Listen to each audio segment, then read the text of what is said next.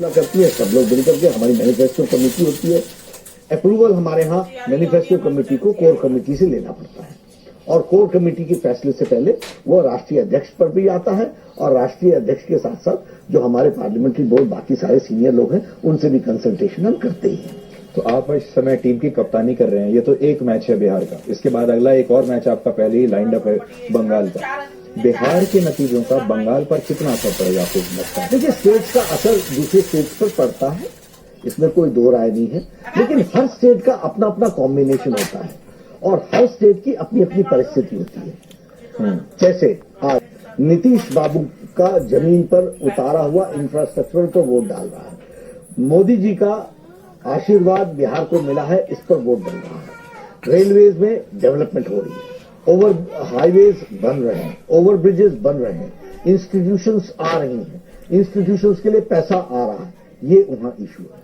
लेकिन जब हम वेस्ट बंगाल की बात करेंगे तो वहां वेस्ट बंगाल में लोगों ने तय कर लिया, ममता जी की धरती खिसक चुकी है नीचे से। Misgovernance and Mamata and TMC ये पर्यायवाची हो गए हैं, इसलिए वहां की जनता त्रस्त है।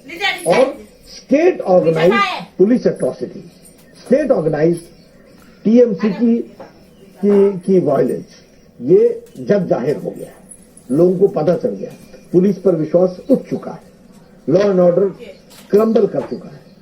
टीएमसी के लोग कट मनी से लेकर के गुंडागर्दी स्पष्ट रूप में कर रहे हैं, तो वो इशू बिहार वेस्ट बंगाल में हावी है और वह इशू बिहार में नहीं है।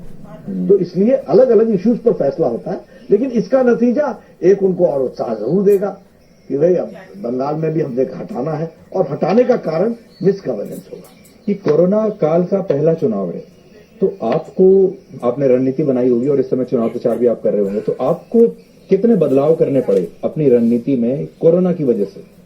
देखिए, बहुत बदलाव करने पड़े। सच बात यह है कि दुनिया में ये पहला चुनाव है जो कोरोना के संक्रमण के बाद और कोरोना के प्रोटोकॉल्स में लड़ा जा रहा है। बिल्कुल। अब इसमें हम लोगों के लिए भी एक्सपीरियंस था।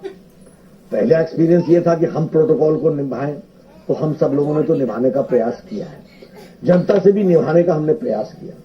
सबसे पहली सभा मेरी हुई थी ये इलेक्शन के डिक्लेयर होने के पहले, तो उस समय हमने 200 सीटें सोशल डिस्टेंसिंग पर लगाई थी और हम नोट ला करके आपको नौकरी के लिए फाइनेंशियल अप्रूवल लेनी पड़ती है।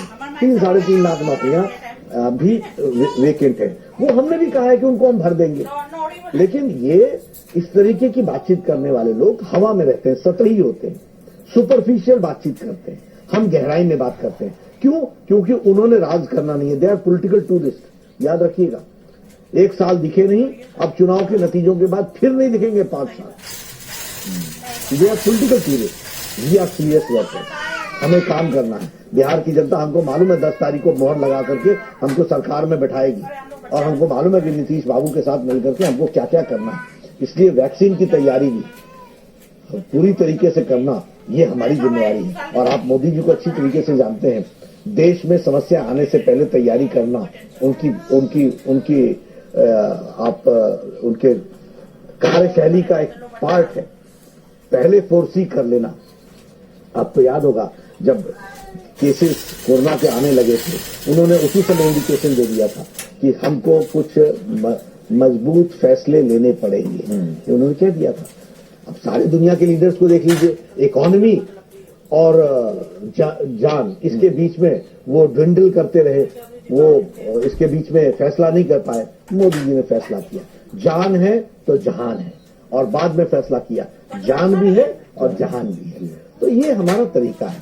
तो इसलिए हम जब जाते हैं बिहार के चुनाव में जाएंगे, तो बिहार के चुनाव में ये हमारा एजेंडा है, वैक्सीन देंगे और मुफ्त देंगे, इसलिए बिहार की जनता को कंफ्यूजन न रहे, इसका ओकेजन था, ये हमने मैनिफेस्टो में किया। वैसे ये आइडिया किसका था वैक्सीन वाला? ये एक ओकेजन है और इस ओकेजन पर हम बिहार की जनता को क्या देने वाले हैं ये बताना हमारी नैतिक जिम्मेवारी है। हमने इस ओकेजन को ध्यान में रखते हुए मैनिफेस्टो में जोड़ दिया कि हम आपको मुफ्त वैक्सीन कोरोना की देंगे। यही नहीं, मध्य प्रदेश ने भी जोड़ दिया, तमिलनाडु ने भी जोड़, बचपन के 20 साल वहां गुजरे। आपके बारे में तो लोग कहते हैं आप पहाड़ी कम है, बिहारी ज्यादा है आप। मैं दोनों हूं, लेकिन हाँ, बिहार से अब लोकनायक जयप्रकाश नारायण से ने नेशनल कॉल दी। कहां से दी? बिहार से दी। और बिहार के लोगों ने उस एजिटेशन को नेशनल एजिटेशन बना दिया और वैकल्पिक सरकार पहली बार non Congress government of Bharat सरकार में दिया। तो उसके रचयिता सूत्रधार लोकनायक जयप्रकाश नारायण थे। उसी तरीके से राजेंद्र बाबू को कौन भूल सकता है? एक उम्दा लॉयर, बैरिस्टर, बहुत अच्छे परिवार के और बहुत प्रवीण पढ़ाई में, लेकिन जब अकाल आया तो बिहार में जो उन्होंने काम किया, उसके बाद आजादी की लड़ाई में कूदे, फिर प्रथम राष्ट्रपति बने, भारत रत्न राजेंद्र प्रसाद। तो बिहार की जनता नेशनल एस्पिरेशंस में, आजाद भारत में और आजादी की लड़ाई में उनका बहुत बड़ा योगदान है और उसके पहले भी योगदान है। तो बिहार की जनता के सामने नेशनल इश्यूज को न रखें, ये संभव नहीं है। ये रखना ही होगा और ये हमारी जिम्मेवारी भी है और वो उस पर हामी भी भरती है, मुहर भी लगाती है। जी, एक आपका ऐलान जिस पर आपकी काफी आलोचना हुई वो ये था कि कोरोना की जो वैक्सीन है उसे आप मुफ्त में देंगे बिहार के लोगों को। अब लोग ये पूछ रहे हैं कि जिन राज्यों में चुनाव नहीं है क्या वहां मुफ्त में नहीं मिलेगी? जिन राज्यों में बीजेपी की सरकार नहीं है क्या वहां मुफ्त में नहीं मिलेगी? यानी आपने कोरोना वैक्सीन को भी पॉलिटिसाइज कर दिया, उसको भी चुनावी मुद्दा बना दिया। नहीं, पॉलिटिसाइज नहीं किया है। देखिए, BJP NDA government Modi ji के टाइम पर, इससे पहले यूपीए में 7 तरीके के टीकाकरण लगते थे। मैं स्वास्थ्य मंत्री बना, मिशन इंद्रधनुष लाया और मैंने 12 तरीके के टीके इंट्रोड्यूस किए। रोटा वायरस भी इंट्रोड्यूस किया है। हर एक तरीके से हमने नेशनल प्रोग्राम्स को आगे बढ़ाया। आज 10 लाख बच्चों की जिंदगी प्रति वर्ष बचती है डायरिया से, जिनकी मौत हो जाती है। तो सुधीर जी, हमने हर एक नेशनल प्रोग्राम, हेपेटाइटिस बी का हमने नेशनल प्रोग्राम लिया। HIV AIDS test and treat, कोई भी बेचारा अगर HIV पॉजिटिव हो जाता है तो उसकी ट्रीटमेंट उसी दिन से हम मुफ्त शुरू कर देते हैं। तो ये हमारा करने का तरीका है।